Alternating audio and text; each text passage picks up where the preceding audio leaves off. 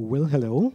Um, this is going to be very exhausting for you. So, very important note, please don't look at me, look at the slides. There's tons of them. And you definitely want to pay attention. But I will help you through the initial phase with some psychological priming. So everybody focus, focus, focus. Bam, kitten. Now you're ready to absorb all the crucial info that I will provide in the following minutes.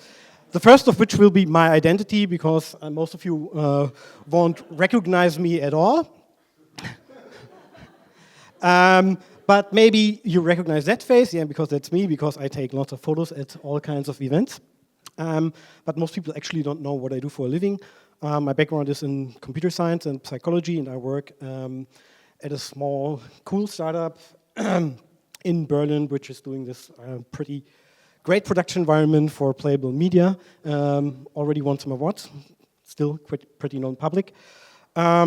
Before that, however, I also for a few years worked as a journalist and also did some years in PR and marketing.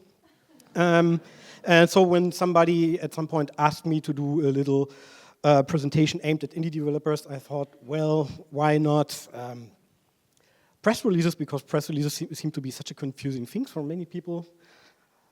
Really, press releases, isn't that a thing that was all the rage 10 years ago or so? They ask, and yeah, maybe we have all kinds of alternative media channels these days. So that's a valid question. You look at people like this, or this, and they all are super social media savvies all over the place. But let me tell you, they all still have someone like this in the background, and in some cases it's literally this guy taking care that there are press releases for them.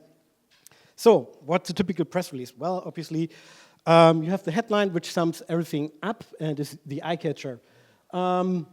Then there's 2 or 3 paragraphs with the actual information of the press release. Then you have the quote section in which people praise their work and congratulate themselves, surprise. And then there's what we call the boilerplate, which always provides some general info on what you do, and it's usually the same across all press releases you put out. Now I now want you to take a very close and cautious look at all these words, so that you can remember them, and once you remember them, you will never use them again. In the press release, here's my personal favorite, usually some game that comes out and usually does push the envelope of something, push the envelope of graphics technology, and you never should use this phrase unless you're working on a game like this, then you're kind of about pushing the envelope. This team would be well in its rights to use that phrase. However, I checked, they didn't. It was actually kind of disappointing. Anyway, so why am I complaining about these words, and why do I suggest that you shouldn't be using them? Well, from a writer's point of view, they get a triple T rating, which means they're trodden, tiresome, and trite. They're overused, and thus, if you read them, this happens to your brain. Well, not in a tired kitten way, more in a sledgehammer to the head way. That would be to graphics for the presentation, so I didn't include that. Since a press release is all about getting someone's attention and maybe even affection, this is not what you want to achieve. And also, since everyone uses these words all the time, the deal is kind of like, if everyone is innovative and awesome, well then nobody is. So all these words you just saw, they're pretty much with zero meaning and zero value at this point. So don't get me even started on business speak garbage. Which some people are very fond of because of reasons, I guess. I did some academic research, and these are my findings. Here's a picture of people who are impressed by business speak. All of them, but if you're fond of it, well, go knock yourself out. And pretty much everyone in the room probably at this point is agreeing with me. Well, obviously, that's garbage. Why do you keep pointing out the obvious? You're wondering. The thing is, I know, like, when the time comes to write press releases, like 90% of you checking out, and you go for the generic garbage. That's like fact, I'd say. And obviously, the question is why. Maybe this is the reason. I can tell you that games journalism has many challenges. I'd say stupidity is not the most pressing one.